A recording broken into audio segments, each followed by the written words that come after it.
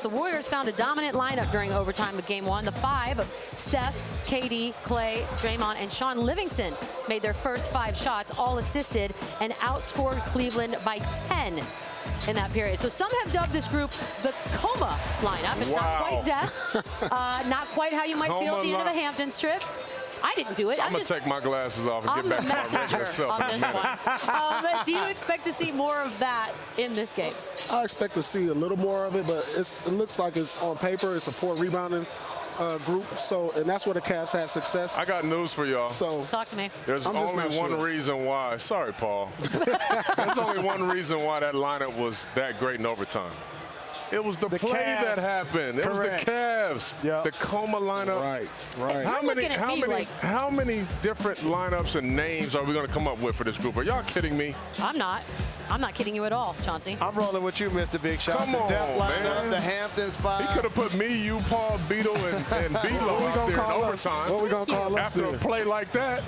I mean, we would play for the Celtics. Michelle and the Beatles. That would be our group. You really think you're on fire right now, don't you? No, I'm just saying. Come on, you got to be kidding me, man. Fine. I expect more of that lineup because Sean Livingston is terrific defensively, but not if they get behind. Because Livingston isn't much of a three-point shooter and really doesn't spread the floor. And Draymond Green, his shot has been hit and miss throughout these playoffs. So it's going to depend on the score of the game, in my opinion. Yeah, I mean, like you said, but he could do a lot of the things Iguodala can do as far as defensively, bring the ball up, take the pressure off Steph and KD as far as handling in the offense. You know, maybe not the same three-point threat, but, you know, that's how they play. They like to go small. They like to spread the court. And then Sean, he's a terror in the post. You know, he gets a matchup. He gets a matchup right there he can take advantage of.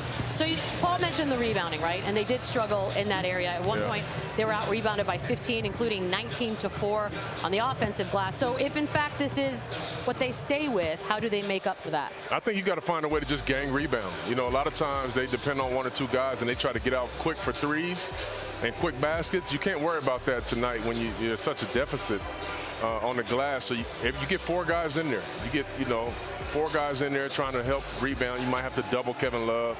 You might have to double Tristan down there.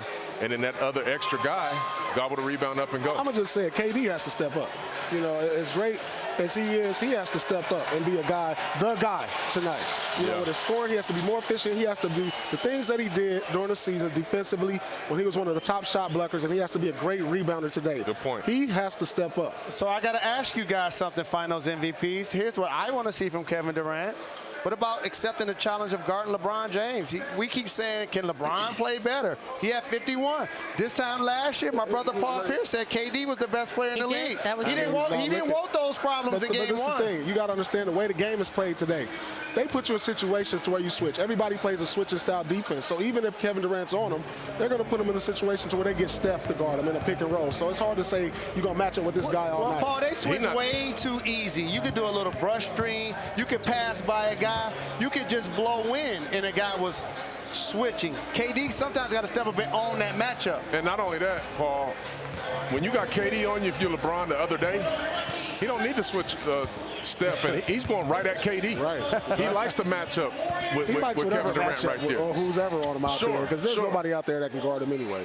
We were watching play there, and obviously all eyes on the ankle. If you're on the Cavs, how do you take advantage of what is obviously a player who's not at 100%? Well, if you're a dirty player, you could do what JR did in Game 1 and try to do it again in Game 2. Or you could do what my guy Jalen Rose did back in the day against Kobe. The bad boys, too, they would do the exact same thing if they could. Jalen, I'm not going to lie, so would I. I love Kobe Bryant so very much. Would life be different if he had 4 championships and an Oscar and I had 1 ring? Are you begging for a ring right now? I just don't. I think this is below you when you do this. I just really do as your friend. In all honesty, Beads, I think you get some switches on him. You make him defend early. You make him go side to side.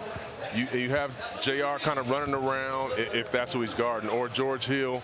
You test him early in the game just to see just how tender that foot is, and you go at him. You don't give him a pass. You go after him. I mean, I really don't know because he didn't look bothered by it. Obviously, it's going to swell up overnight. But what does Clay need to do? I mean, he's going to go out there and get shots. He's not the most athletic guy anyway. And so who's going to go at him on the other side? Are you telling me JR, Corver? He's not worried. Well, if they're switching everything, he's not worried. You put him in a position and make him guard. Absolutely. We'll see, though. But he's one of the better defenders. But he could be playing possum, too.